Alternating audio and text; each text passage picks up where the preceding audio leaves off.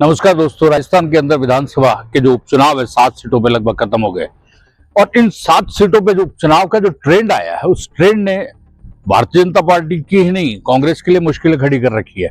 हालांकि भारतीय जनता पार्टी इसको positive sense में देख रही है और भारतीय जनता पार्टी को उम्मीद है कि इस बार जो फायदा होगा बड़ा जबरदस्त होगा। अब आप देखिए 7 सीटों पर चुनाव हुए, 7 में से खींवसर एक अकेली ऐसी सीट थी जिसपे वोट परसेंट 3% बढ़ गया। इसके अलावा बाकी सब सीटों पर जो वोट परसेंट है 5 से लेकर 12% तक घटा है। अब आप देखिए पिछली बार वोट परसेंट बढ़ा था तो कांग्रेस के खाते में सारी सीटें चली गई थी, एक सलूम्बर को छोड़ दिया जाए। लेकिन इस बार चाहे सलूम्बर हो, चाहे चौरासी हो, चाहे रामगढ़ हो, चाहे देवली उनियारा हो, चाहे झुंझुनू हो, चाहे दौसा हो, सभी सीटों पर वोट परसेंटेज घटा है।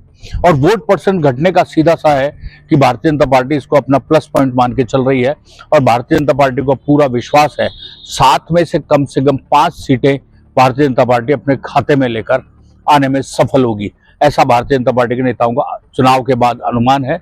और जिस तरीके से भाया जी ने पूरे राजस्थान की 7 विधानसभा सीटों के अंदर उपचुनाव के दौरान जिस तरीके लोगों की नब्ज को टटोलने का कोशिश किया, उसको देखकर भी इसी तरीके की चीज लगती है।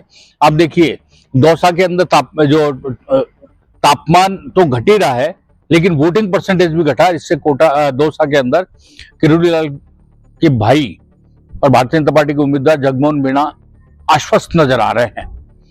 वहां कांग्रेस के कैंडिडेट बैरवा भी इस बात को लेकर आश्वस्त है, लेकिन अधिक आश्वस्त जो है वो भारतीय जनता पार्टी के नेता दौसा सीट के अंदर है कि इस बार दौसा की सीट खींच के लिए आएंगे।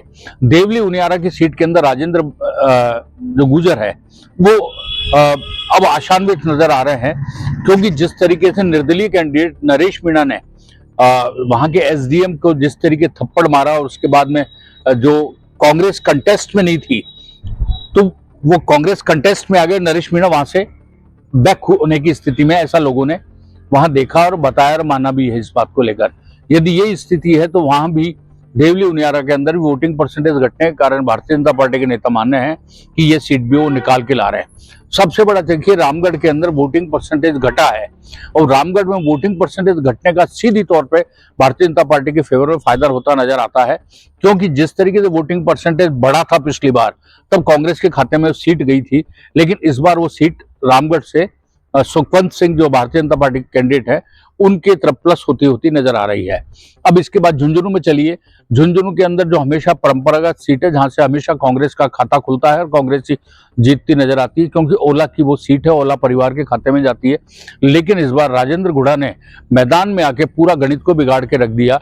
अब सारे वोटों का दारोमदार भारतीय जनता पार्टी की जीत और कांग्रेस की जीत राजेंद्र गुढ़ा के ऊपर निर्भर कर रही है कि वो वोट कितना काटते हैं, क्योंकि जो जाट वोट है वो तो दोनों तरफ कट गए, भारतीय जनता पार्टी और कांग्रेस में। अब बाकी वोट जो जिनमें सेंधमारी हुई उस राजेंद्र गुढ़ा कितनी सेंधमारी करने में सफल हुए उस पर डिपेंड करता है। अब खींवसर के अंदर देखिए हनुमान बेनीवाल की प्रतिष्ठा पूरी तरीके से दांव पर लगी हुई है। हनुमान बेनीवाल ने रात दिन एक कर दिया है अपनी पत्नी कनिका बेनीवाल को खींवसर से जिताने के लिए।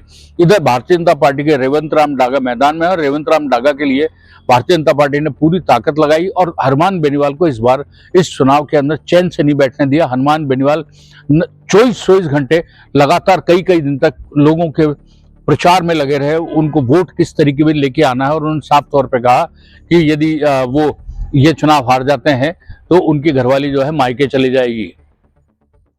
मदन राठौड़ ने भी इस पर चुटकियां ली थी। मदन राठौड़ भारतीय जनता पार्टी के प्रदेश अध्यक्ष, उन्होंने साफ तौर पर कहा कि ऐसा है तो मैदान में क्यों उतारा। इधर चिकित्सा मंत्री गजेंद्र सिंह खींवसर ने भी साफ तौर पर कहा है कि यदि खींवसर के अंदर सीट भारतीय जनता पार्टी हार जाती है तो अपनी दाढ़ी मूछें कटवा लेंगे। अब आप देखिए कितना ये हॉट सीट बनी हुई है। इधर 84 के अंदर भी वोटिंग परसेंटेज घटने से 84 के अंदर वोटिंग परसेंटेज जो घटा है, हालांकि 84 जो सीट है राजकुमार रौत बाप की परंपरागत सीटें पिछले बार 2 बार से वो जीत रहे हैं, उस हिसाब से देखते हैं तो वो वोट का परसेंटेज भले ही कम हो सकता है, लेकिन 84 की सीट बीएपी के खाते में जाती हुई अभी तक जैसा लोगों से बातचीत हुई, मतदाताओं से बातचीत हुई, उसके बाद यही लग रहा है। सलूम्बर सीट पे इमोशनल कार्ड लगभग चल सा गया है और इमोशनल कार्ड चलने के चक्कर में भारतीय जनता पार्टी के फेवर के अंदर ये वोटिंग वाला घूम रहा है।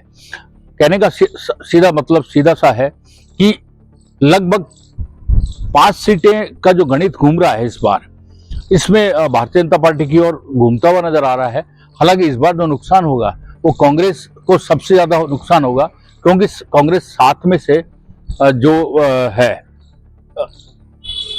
6 सीटें, क्योंकि खीवसर वाली जो सीट थी वो भी अलायंस में थी, इसलिए 7 में से लगभग 6 सीटें ऐसी है। राजकुमार रोध की छोड़ है 84 वाली, तो 5 सीटें बचती है जिनके पर पूरी तरीके से कांग्रेस को फायदा हुआ था। लेकिन इस बार जो नुकसान में होगा तो सीधे तौर पे कांग्रेस को नुकसान होगा।